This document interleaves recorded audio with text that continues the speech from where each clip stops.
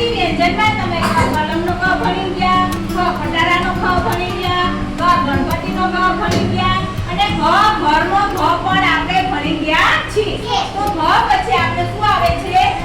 ચકલીનો okay. તો ચકલીનો આજે આપણે કેમ લખશું હું તમને આસાની એટલે ઈઝી રીતે શીખવાડું છું. તો સૌથી પહેલા તમને ગણપતિના ગ આવડે છે?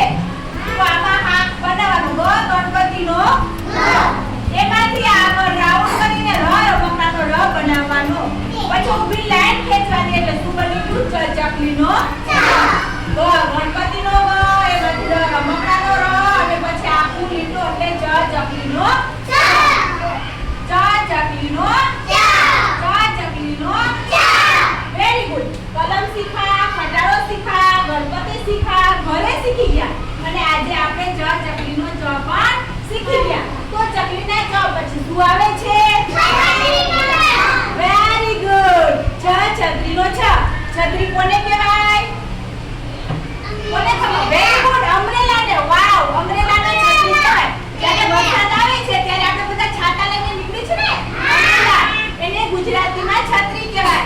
તો આજે આપણે હવે શું શીખશું? છત્રીનો છ. પહેલા શું કરવાનું? ઘરનો અડધો બનાવવાનો ને આગળ મૂડી લેવાનું. જલેબી જેવું બનાવી દેવાનું આગળ.